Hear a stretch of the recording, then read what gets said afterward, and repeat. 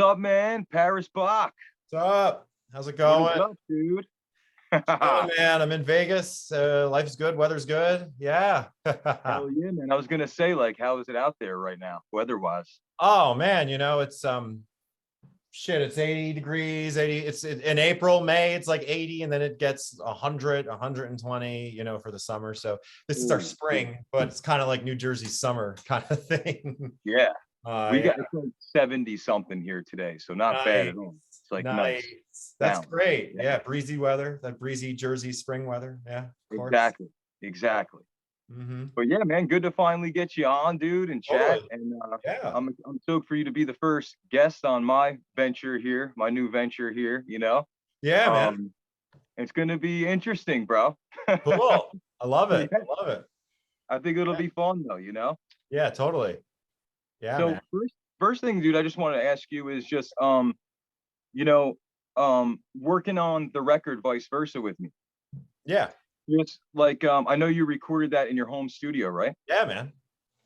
Yep, That's yep. in your house, I guess, or a friend's house, or No, it's right in our house. It's right in our living room. The band I played out here, awesome band, Spelled Moon.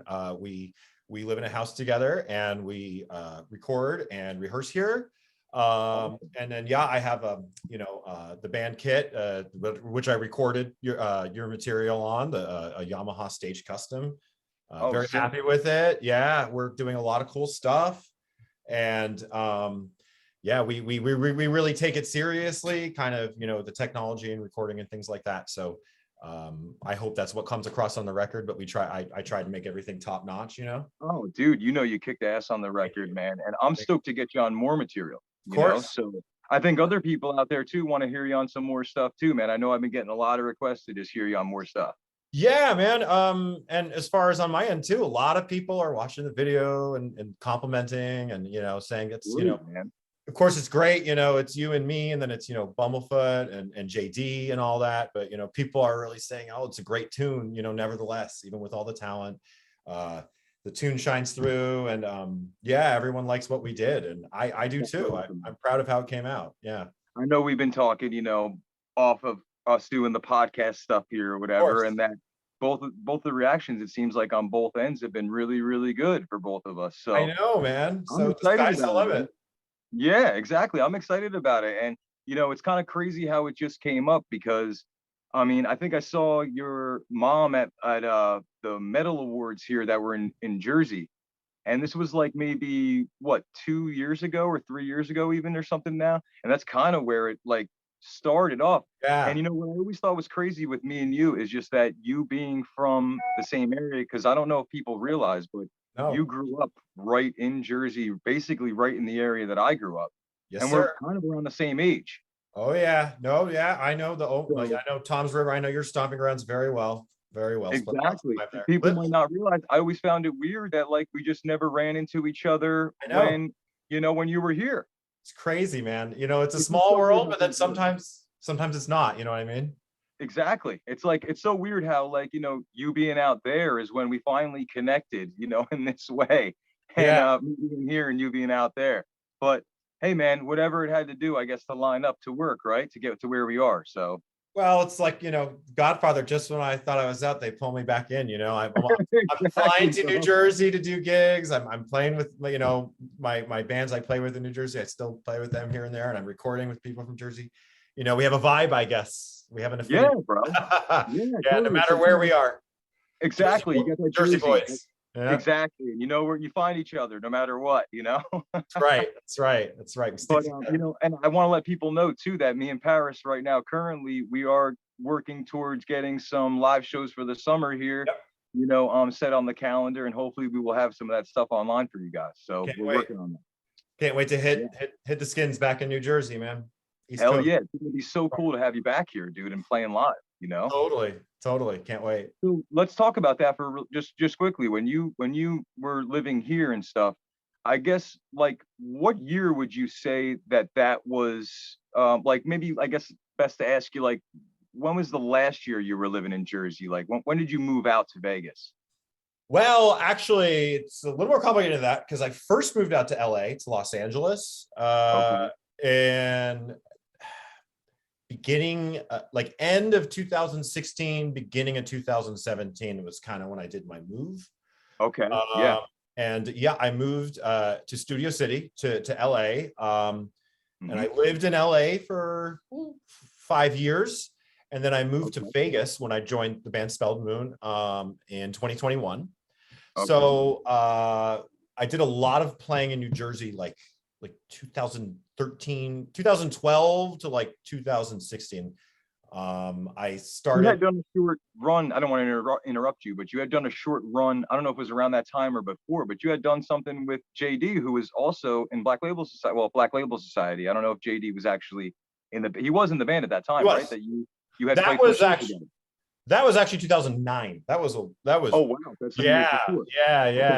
I go back a long time, man. it's really cool though how you have hit that much history with JD all the way back to then. Sure. You know, and then being on the track with them now, like together, just crazy how things end up. You know, it's full circle, man. Yeah, I mean, I remember seeing him on a day off on that tour at a clinic in Boston, at Daddy's in Boston, just playing for 2 hours.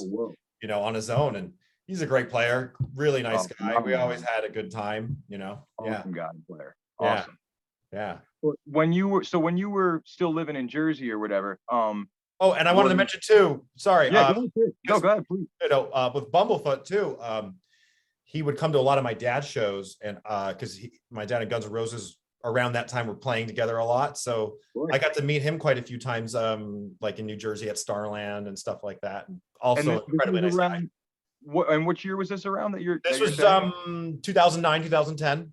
Okay, in that time. Gotcha. Yeah. Gotcha. Oh man, that must have been awesome, dude. Yeah, it was cool. It was cool. I remember there was a show that my dad did, and we were all snowed in at like Starland, hanging out like backstage after, because it was like January, and we were just hanging out with Bumblefoot, talking for a few hours. It was fun. Yeah. And how cool is he, right? Bumblefoot super cool, super knowledgeable. Yeah, of course. Such a good guy. And I mean, I call him the guitar wizard because he is just insane. You know, he is insane. His solo stuff, he's great. His stuff with Guns is great. The stuff we did with him, yeah, you know. He always amazes me. Yeah. So Sons of Apollo, great band too. My friend Jeff Scott Soto sings for them, and another great band. Oh, another great voice, man. And you know, Sons of Apollo, great band. Great band. So if anybody's out there and doesn't know Sons of Apollo, definitely go check them out. 100%. And yeah, all the Bumble stuff is just awesome. He is just a phenomenal guy and just guitar wizard, man. He could do it all. That's for sure. Totally. The combination of us guys on this track, I know, having, you know, a guy from Black Label Society, you yourself, you know, and Bumble all just on a track together is just an amazing combination, man. Amazing. It blows me away every time I play it myself. I'm like, you know, wow, like listening to playing with everyone. It's cool. It's a cool feeling. It's so cool. And thank you for bringing me the opportunity, man. I'm really happy. Oh, dude, happy to bring it, man. Happy to bring it. And I'm so glad that you were open to being a part of it and you were down. You know? Totally. Yeah, 100%. Just to bring it back to you, you know, living in Jersey and stuff like that. Now, do you remember any of the times of like when, you know, your dad with Skid Row and stuff was at like its height? Oh, like, yeah. Was he often, you know, off the road a lot with you? Was he here in Jersey and spending a lot of time with you when that stuff was like that, or was it a lot of them on the road for you as a young kid that you remember? You know, that's funny because people always think, your dad was a rock star. We had lots of memories together. He would be home for 3-4 months. And, you know, a lot of dads have a 9-to-5 job. And when my dad was home, he was with the family. That's all he did. I would like people to hear that. Yeah, we rode bikes. We played Frisbee. We built tree houses. We did all the father and son stuff. But also, the dichotomy of it is I got to grow up on the road. You know, I got to see Europe. I got to see the country. I got to go to Hawaii. I got to go to all sorts of cool places. And I have so many memories. My dad was really famous, so home life was a little weird, not with like, you know, because like it was hard for him to just, you know, I don't know, go to the mall and stuff like that at that time. Sure. That's what I was going to ask you. Like, did you guys ever have fans and stuff, like find out where you lived and show up? Oh, yeah. Oh, sure. All the time, you know, be playing outside and there'd be people peeking through the woods and so, yeah. And I didn't get it as a kid, but as I grow up, I realized how crazy that all was. You know, it's a different, you know, it was crazy kind of growing up around that, kind of being oblivious to how unique that situation was. For real, right? As a kid, I guess it's hard to grasp that stuff. You know what I mean? Yeah, yeah. And then as you grow up and you tell people, you're like, well, you know, your dad didn't have stalkers, you know, come to your house and find out where you Right. stuff like that. No. Uh, Yeah. Yeah, yeah. I'm sure you guys had your share of crazy shit and situations go down. Sure, I'm sure. man. We still Yeah, do sometimes, you know, that's life, man. sure, It's never sure. normal. It's never normal. Right, right. But hey, it's never boring either, right? No, So it's that's awesome. I wouldn't trade it for anything, you know. I had a very unique upbringing and it made me who I am, and I'm proud of who I am. So, you know, absolutely. man. It makes it A phenomenal drummer, great guy, bro. You know what I mean? I mean, I think you turned out good, man. I think they did it. I think your parents did a great job with you, dude. You know, I'll be those- happy to hear that. yeah, oh, you're a solid guy. You know that, man. You Good, too, a good man. guy all around. And you know, your mom and everybody that I have met in the family is awesome and really So nice. cool, man. Oh, love Yeah. it. Love it. Yeah. Very, very cool. Very Yeah. cool people. Yeah, yeah. But I guess let's jump into a little bit of what your kind of influences are.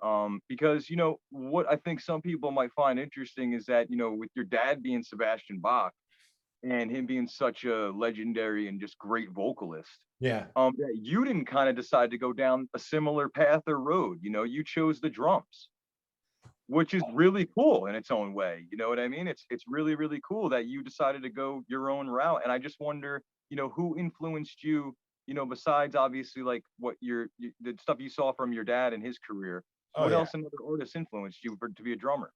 Well, that's a weighted question. You've got a long answer. I hope you got a few minutes free. You Sure, know, people are interested in it, bro. You know, people are yeah. interested to hear what influenced you to become, you know, the good drummer you are. You know. Well, I guess if I could go back really, really, you know, to when I was like 3 or 4 or something, you know, Motley Crue and stuff was all the rage, and I just remember being a kid and seeing Tommy Lee, the Dr. Feelgood video where he's playing and there's fire everywhere, and I was so impressionable at that age. And I saw all the other people in the band. I didn't know who anybody's name was. I didn't even know what the drums were. I just saw this tall guy hitting the drums, and I was like, "That looks like fun. That looks like Hell yeah. something I want to do." So my dad always had musicians over and staying at the house and stuff. So I would just go downstairs at that age and just hit drums and just play whatever. And then my parents got me like a junior kit, and What was your first kit that they got you, if you don't mind me asking? it was like a Remo junior kit, and I don't even know if they make it, because Remo makes drum heads typically, but they just little tiny little drum kit. And then my dad built me like a wooden plank drum riser in our basement. I remember. Sick. Yeah, he made me a little. Nice. Yeah, man. He made me a backdrop with my name, like Paris. It was cool. Oh man, that's killer. Yeah. So it's funny because I teach drums, and you know, I teach people the basics, but I just put on the radio and just started playing, you know, and never. So a lot of Motley Crue, Aerosmith. It was the '90s, so it was like actually, ironically, it was a lot of like Stone Temple Pilots and Nirvana, Alice in Chains, Faith No More, and Tool. I just put on the radio and play that kind of stuff, and had a lot of fun with it. But as I got older, around my adolescent years, I'll admit, I was like, my parents would be like, "You should play drums," but I was like, "No, music's my dad's thing. I want to try something different." But I didn't really have the natural kind of aptitude that I had at anything else I tried except drums. Like I tried drawing, I tried playing guitar, but I just kept coming back to drums because I was pretty good at them. So your DNA, man, you know. Yeah, and as I got older, I started listening to like Metallica and metal and stuff. So like I would jam along. Like a lot of my biggest early influences would be like, you know, Bill Ward from Sabbath, Lars from Metallica, Nick and Gar from Megadeth, you know, Clive and Nico from Iron Maiden. And then, you know, I got more into bands like, you know, Vinnie Paul from Pantera. Yeah. This German band, Halloween, English Fischenberg, was a huge influence of mine. I know, yeah. Yeah. And then, you know, my favorite drummer of all time is probably like the guy I probably emulate the most is Gene Hoglan, who played with Dark Angel, Death, Strapping Lad, Testament. Okay, yeah. Yeah, the Death Symbolic album is a lot of my fill ideas and stuff and beats come from that album to this day. Wow, that's interesting for people to find out, man. He's my all-time #1, Gene Hoglan. But you know, a lot of those kinds of drummers like Nick Barker from Dimmu and Cradle of Filth, Pete Sandoval from Morbid Angel, Daniel Erlandson from Arch Enemy's great, Dave Lombardo. Then there's these bands like the bands have come out in the past 10 years or so, a little more than that now, but like Francesco Paoli from this band Flesh God Apocalypse, like what that guy does on the drums is just so good. George Kolias, some unbelievable players right yeah, now. yeah, Especially in death metal and oh yeah, that's my unreal, vibe, man. That's what I practice, man. You know, George Kolias from Nile, Inferno from Behemoth. Like, I like to think I'm emulating them well, but man, those guys are so fast. But that's what I love. And then I also love progressive drummers like Neil Peart from Rush, Alan White, Bill Bruford from Yes, Phil Collins as a drummer from Genesis, Mike Portnoy, Danny Carey, Thomas Hawk from Meshuggah. And then, you know, I got and then I took jazz drum lessons for 3 years growing up in New Jersey. That was actually my next question for you. Did you go into any formal type of drum training, or was it all by ear mostly for your whole, so far? It was, it's kind of funny because it was mostly self-taught. And then my parents tried to put me in lessons, but I was stubborn. You know, I was like, I know I didn't take lessons seriously. And then I joined the marching band in high school. Okay. And I did snare and then tenor drums, you know, they're like tom-toms, but they're on a harness, play them. And I faked reading music. I actually didn't know how to read at all. I just had my friend next to me teach me how to play everything. Right. Just kind of went with it. But then we had this awesome instructor who came and worked with our drumline in high school. And I actually, I went on tour after high school and realized when I went on tour for the first time I was 18, that I needed lessons because my hands were getting sprained. I was getting aches and stuff. I was playing wrong. So I sought him out. And he's a jazz drummer, this guy, John Gronert from Ocean Township. I don't know if he's still around or teaching, but for 2 or 3 years, I studied with him and he showed me a lot of great technique stuff. And then there was this drummer when I was like 22, 23, Dan Britt, who's from Gloucester, New Jersey, who's, if you look him up on YouTube, he's phenomenal. And he taught me a lot of great stuff, a lot of great techniques. And he lives in Missouri now, but he and I keep in touch. And then there's this guy, Dom Famularo, from New York, who I did a few lessons with. And yeah, that's about where my training was. But a lot of those guys were jazz cats, learned from like legendary jazz drummers like, you know, Sonny Igo and Joe Morello. And so that's where I got a lot of my technique from. And I listen, you know, I listen to guys like Elvin Jones, Art Blakey, jazz drummers. And I wish I could play like them, but I'm still not like that good, but I sometimes I'll try to sit there and play like those guys, and you know, you seem well-rounded with like the drummers that you mentioned. I mean, they're in a lot of different genres. Sure, I like to keep eclectic, and I mean, in a more general sense, man, you know, the rustling of leaves and the left turn signal in my car, you know, I get rhythmic ideas from everything. My students, I'll rip off my students. I'll take stuff from my students. I'll be like, I like that. I was gonna say, you mentioned now that you're teaching yourself. So. Yeah. Do you want to put any of that out there, or? Yeah, I have Reese Francis 88 on Instagram, and then you know, that's where I'm trying to promote myself most. But I have a lot. So if anybody does want to get lessons, do you do anything? I mean, can you do like drums via? Oh hell yeah, all the time, right? Yeah, I have some students from I'm in Vegas now, and I have some students from California that still study with me online, and then I have a couple students here and there from New Jersey, like marching band students that I taught at a high school. And in a middle school, I taught the battery, the percussion line. So some of those students reach out to me still to this day every once in a while, and we'll go over some marching band stuff. You know, hit them up if you want to learn. Please do. Yeah, I'm around. Yeah, I'm not hard to find. And you know, Paris Bach and Reese Francis 88. I had a website, but I didn't renew it. So hopefully next time we talk, I'll be able to give you that. Yeah, and people can get in touch with you now through Instagram and everything else. So easy, man. It's like, you know, they'll be able to for sure. And hey, comment below this podcast or whatever if you want to get in touch with podcast. Totally. And if you like what you hear with Christian, I'm also available for recording. That's right. Have a quick turnaround. I hope you can vouch for me. I have a pretty quick turnaround with drum tracks. Absolutely. I think you sent that back to me in like a few days or something. Yeah. A few days. Yeah, that's right. So that's what I'm trying to do a lot of that too, because I have, you know, a studio here, so why not, you know? Right. Yeah, utilize that stuff, man, as much as you can, you know. For sure. And you're just a great drummer. It's good to get, you know, as many songs and memories on tape, dude, as you can, or on the digital, that we're using now on Pro Tools and all that shit. Is Yes, get as sir. many as you can out there, bro. Yes, sir. Oh yeah. I got a few things right now that I'm cooking up or whatever that I know I spoke to you about off air here or whatever, but I spoke to you about that I'm gonna be sending your way, and I'm excited for people to hear this stuff. I'm excited for you to hear, what's gonna be coming. I can't wait, man. I'm pumped. Hell yeah, dude. It's just the If there's beginning. anything else, bro, that you want to mention in particular, throw it out there. If there's anything else, we could just edit or anything if we have to. But if there's anything else that you want to go into, I don't know what time we're at, but It doesn't tell you actually. So it doesn't, right? no, but I mean, I'm good to keep talking. You want to go for a few more minutes? Yeah, Sure. I would just okay, cool. I want to just grab my real quick. I have a paper here where I just had a few notes. Yeah, of course. We can wrap up with like, hey, so what are you up to out there and stuff, if you want to save that for the end. Exactly. Yeah, that'd be good. If there's anything, is there anything else in particular you want to go over? Because I'm glad that you mentioned like the band that you're rocking with out there a little bit now. You're coming here. Oh wait, see, mine just said running out of time. Oh, we got 10 minutes. Oh, hot damn. All right. Okay, so Here we go. So let's wrap up then. Favorite ice cream, boxers and briefs. What the hell is that? That we have a fucking time limit, dude. I don't know. You got like a 20 questions, like favorite ice creams, boxers or briefs kind of thing. I didn't write anything down because I thought we would just naturally go. But you know what? Even if it's stuff that's not music, let's get it in the next few minutes. Sure.